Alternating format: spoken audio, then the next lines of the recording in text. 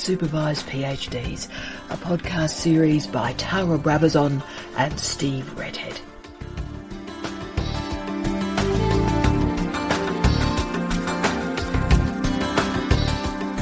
Hello, I'm Tara Brabazon.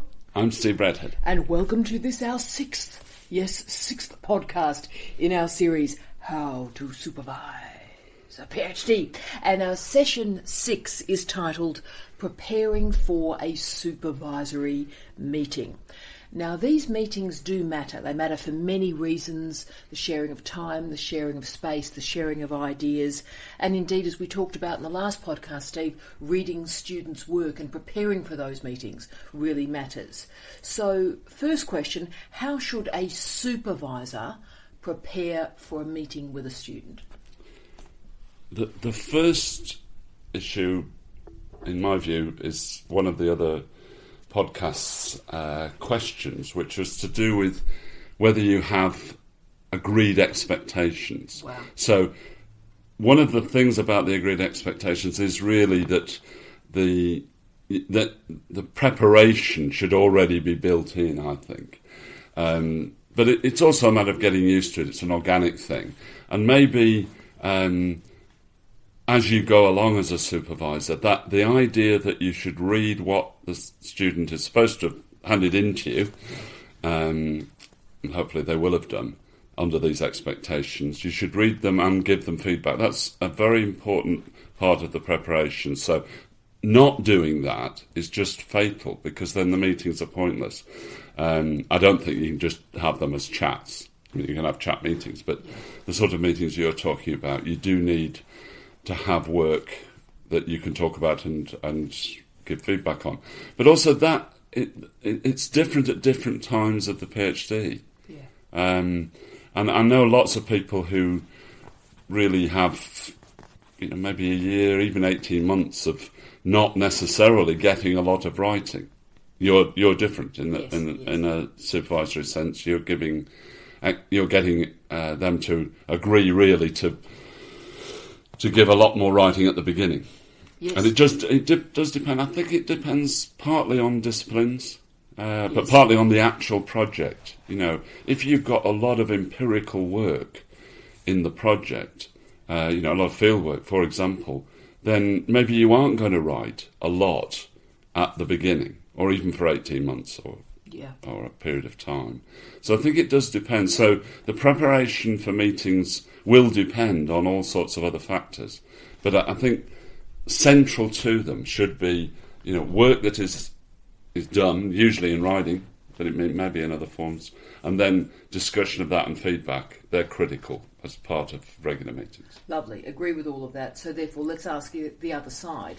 How should a postgraduate student prepare for a meeting? If the expectation is that they are producing regular, particularly written work, then they've got to do that. Yeah. I think, and it may only be a short piece of work, but doing it is really, really important. And I think one of the things in the old Oxbridge system, you probably didn't have to write too much, and sometimes even writing until the end. Yeah. So you cannot imagine a more different system of PhD supervision. But if it works, and I think it does, you've shown brilliantly in your career how it works. Right, all the way through, yeah. And that is, if it ain't broke, don't fix it. If that's the system, then the student should be really grateful to have that kind of supervision and the commitment of the supervisor or supervisory team to read things and to give feedback. Also, I think preparation partly does depend on what stage you're at. I've had PhD students and I've gotten now where they're doing empirical work, and what they really want to know, even though they have produced some written work, what they really want to know is, have I got my field work questions right, or the survey it's a checking role. Yeah, I think so. So preparation in that sense partly does depend on the student. If they are worried about things, express them very often, and very often they are, because these are new things to them, particularly empirical research work in, say, social science or cultural studies or whatever. But I think that's also true right across the board. Different disciplines would have the same issues. Issues of methodology and, actually how you do the work are crucial. And I think there are all sorts of meetings too. There are the conventional 80% of the time, here's a piece of written work, here's an idea that we're going to talk through. But I think there are also meetings, meta meetings, that are about the process of PhD supervision. Yes. There's, how are we going, where are we heading? Absolutely. Am I at standard? So expressing fears and working through those. There may be stuff about, should I do a publication? Should I do a conference presentation? Yes. We've held sessions with Anne particularly. We've got other examples, Lee at Bolton as well, where we did mock examinations. Yes. So all sorts of things are possible in the meeting. What I would say is both parties do have to come to it with an open heart and open mind, respectful of the other party. It's if you're in a bad vibe or a bad mood or you've had a bad day, you've got to park that stuff at the door and really give everything to that meeting. Also, even minor things like, it would seem, punctuality really, really matters. Again, if you do have that busy supervisor, I once had a student at Murdoch who was always not 5 minutes late or 10 minutes late, but 3, 4, 5 hours late because she was doing her hair. Well, hair's important. Not that important. That's diabolically dreadful. And I can't tell you the level of disrespect that I felt from that I just spent 8 hours reading her work and she was blow drying her hair. I mean, it was just appalling. So, but you're right about different kinds of meetings. Oh, yes. And therefore the preparation should be different from that. And I think that there's all sorts of possibilities for those meetings to be really innovative. And you're right, things like setting up mock candidature things or mock oral exams in other countries, conference presentations. It doesn't just have to be a standard, have you done the writing for this week kind of thing, although that can be important too. There's all sort of options. In fact, maybe we'll just pause for a moment and do that, Steve. That might be useful for supervisors. So, for example, great sessions I've run have been probing a particular question.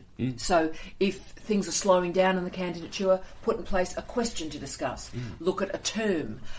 We had times, big shout out to Mike Kent and Leanne, we did work where we would be reading a particular book. Yes. Maybe a particular... almost like a reading group. So a cluster, suddenly they've both realised, I need to read this book. So I said, why don't we all read it? And we'll then have a bloody big meeting about it. It could also be about a report. So a lot of the work I do is on the internet.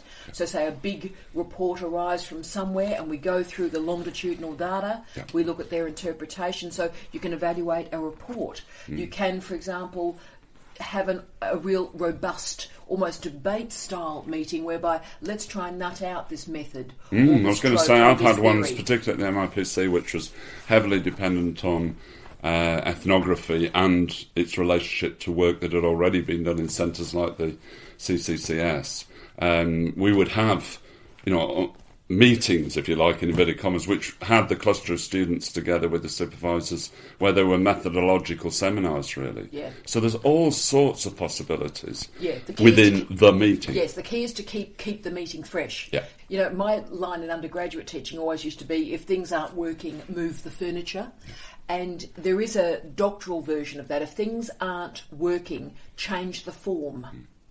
So, in other words, go, right, well, the writing's stopping or the writing's slowing. Let's shake or move this up a little bit. And, for example, another way to do that, if you have got two supervisors, and you and I tend to, with our students, supervise together as a group, so the three of us get together. But another way to freshen it up would be one of them dropping out for a little while. So and of course we're ironically doing that. I'm going to Canada for a month and you and Anne are continuing the meetings, but we're freshening that up by me dropping out for a month, you and Anne focusing purely on Johnson and professionalism for 1 month. So that will again freshen up the next stage of that doctorate and get that chapter through. So use personnel, use form, use content, move through different modes of reading and writing and thinking, I reckon.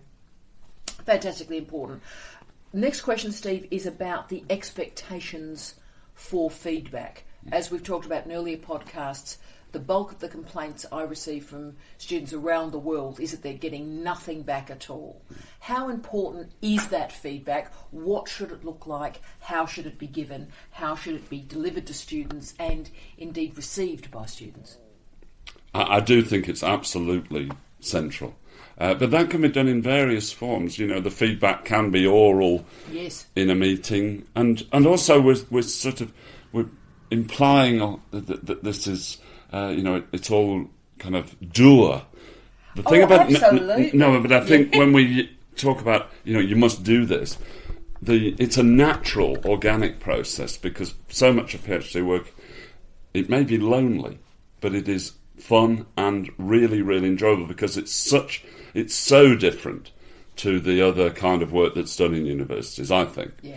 And it can be absolutely life-changing for supervisor and student, because the whole point is this original contribution to knowledge idea. So when you just talk about feedback as if it's like marking, lovely.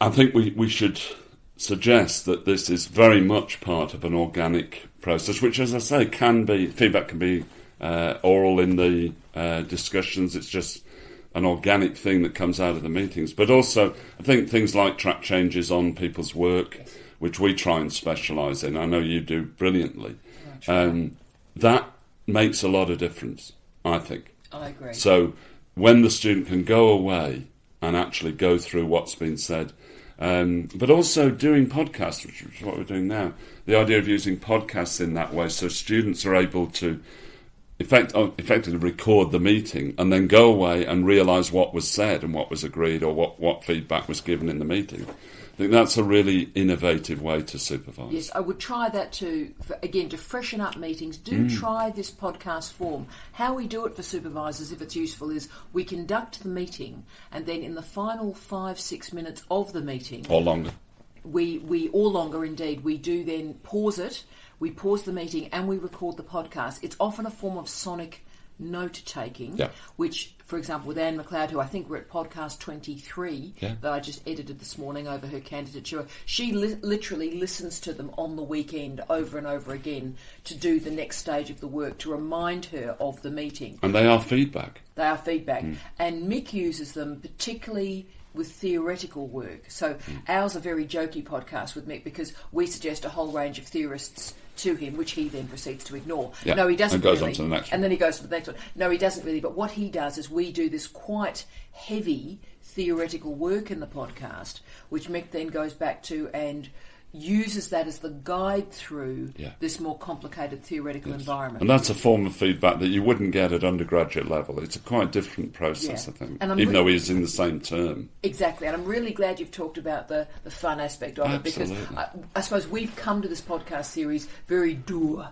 very, very Scottish, earnest North of England North of England, because I suppose we have been really worried, and I've been getting quite frantic and concerned and troubled by the student emails. But they are really desperate a lot of the time. I think people perhaps don't realise how desperate people get. When supervision is right, when the team is right, and when the meeting is right, there is laughter, there is shrieking, there is weird stuff, and I mean, that's just our meeting with Mick Winter. I mean, it is bonkers, and it's funny, and because you've got basically, and this is how rare is this in life, you've got 2 or 3 incredibly bright people together doing incredibly bright stuff. Now, that doesn't really happen in any other element of life. No, certainly not university life. Well, it doesn't happen in Coles, doesn't happen in a supermarket either, doesn't happen, trust me, really doesn't happen in a supermarket.